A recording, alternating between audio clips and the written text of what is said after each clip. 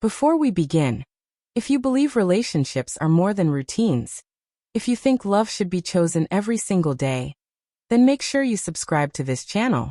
Because here, we don't just tell stories. We open doors people are often too afraid to walk through. If you've ever looked at someone you love and wondered, are we still choosing each other, or are we just continuing? Then this story is for you.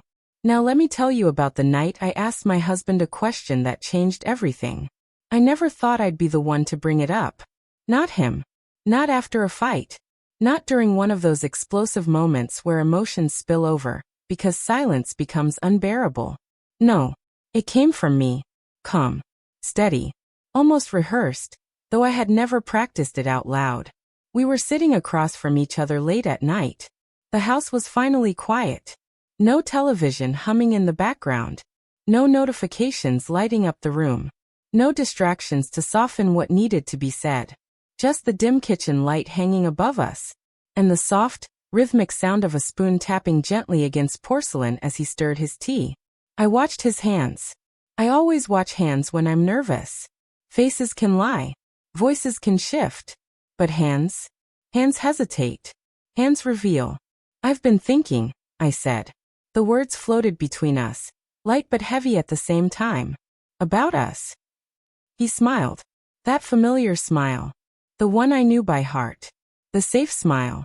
The one that had carried us through years of marriage, shared laughter, inside jokes, predictable Fridays, grocery lists, anniversaries, apologies, and forgiveness. That sounds dangerous, he joked. I laughed too quickly. Because this wasn't a joke. I want to ask you something, I continued. But I need you to really hear me before you answer. That made him pause. The spoon stopped moving. His eyes lifted from the tea to meet mine. Curious now. Slightly guarded. I'm listening, he said. I took a breath that felt heavier than it should have. I want us to try something different. The word different didn't sound threatening. Not yet. It just hovered there between us. Different, he repeated carefully. Not wrong. Not forbidden. Not dramatic. I clarified. Just different. He leaned back slightly, studying me. Different how? I looked away for just a second, collecting courage, then back at him. Not like that, I said quickly. Not what you're thinking. He raised an eyebrow. And what am I thinking? I smiled. But my heart was racing so hard I could hear it in my ears. That this is about fixing something. He didn't deny it. It's not, I said softly. At least not exactly. The truth was harder to say out loud. I hadn't been unhappy, but I also hadn't been fully awake. There was a restlessness inside me, not dissatisfaction, not resentment, something quieter than that. A subtle hunger, a curiosity, about myself, about him, about the version of us that existed before we learned each other so well that nothing surprised us anymore. I just want us to be braver, I said. More honest than we've been. His expression softened. I thought we were honest. We are, I replied. But there's honesty, and then there's truth. That's when he went quiet. He didn't interrupt. Didn't rush to reassure me. Didn't laugh it off. And somehow, that silence felt more dangerous than any argument we'd ever had. What are you asking me to try? He finally said. I swallowed. I want us to talk about the things we don't say, I answered. The thoughts we edit before they reach our mouths. The questions we pretend we don't have. He exhaled slowly. That's a big ask. I know. He stared at the table for a long moment, then looked back at me. Is there something specific you're circling around? I nodded. My pulse thudded in my ears. There's one question, I said. And once I ask it, I don't know if we'll be able to unhear it. His jaw tightened slightly. Ask it. I hesitated. This was the line. The point of no return. If you weren't my husband, I said quietly, would you still choose me? The room didn't explode. There was no shouting. No slam doors. No dramatic music playing in the background. But something shifted. The air itself seemed to lean closer. He blinked once. Twice. That's not a fair question, he said slowly. I know, I replied. But it's an honest one. He leaned forward, elbows resting on the table. Why would you ask that? Because sometimes I wonder, I admit it, if love has become habit. If desire has quietly transformed into loyalty. If we're choosing each other, or just continuing because it's easier than reconsidering. His eyes searched my face as if trying to find evidence of something he'd missed all these years.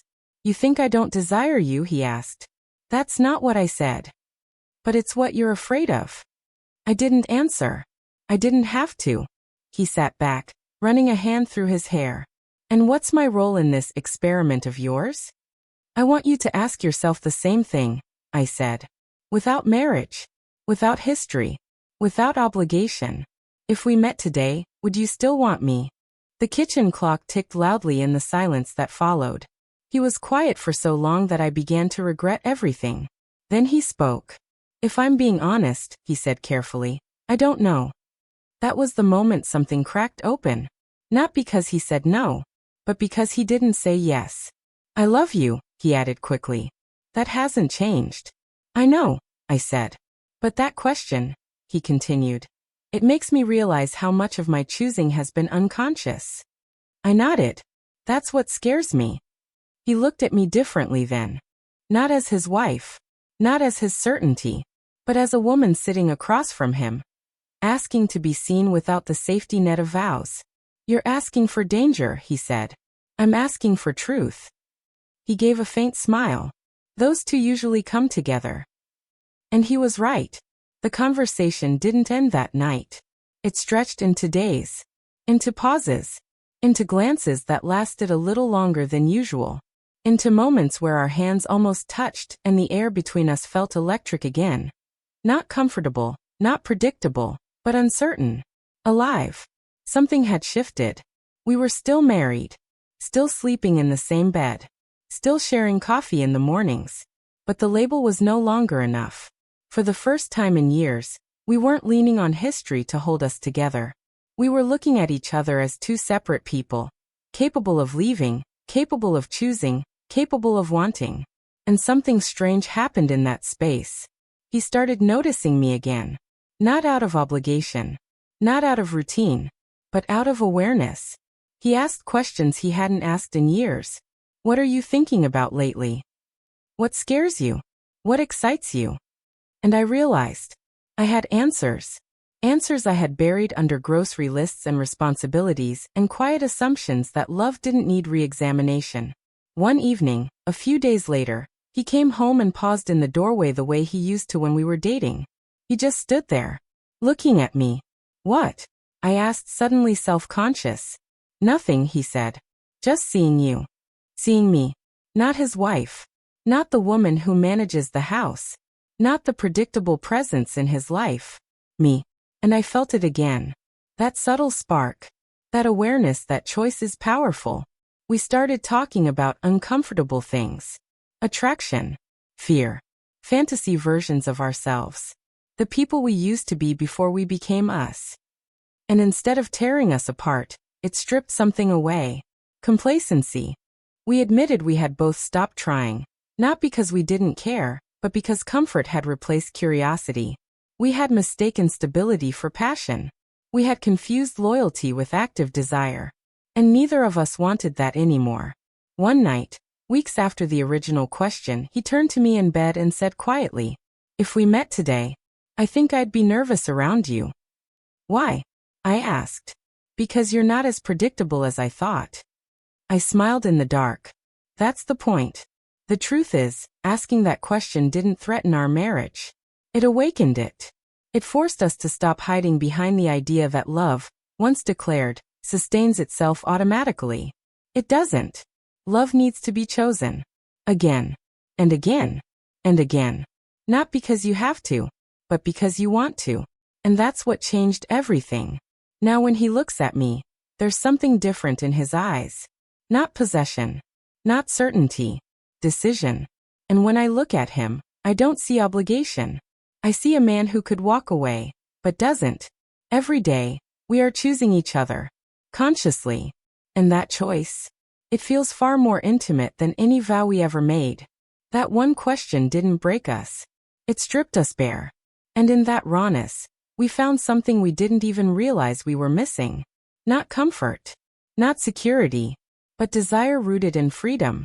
So if you've ever been afraid to ask the question that might change everything, maybe that's the very question that will bring you back to life. And if this story made you think, even for a second, don't forget to subscribe. Because sometimes the bravest conversations begin in silence, and the strongest love stories begin the moment comfort is no longer enough.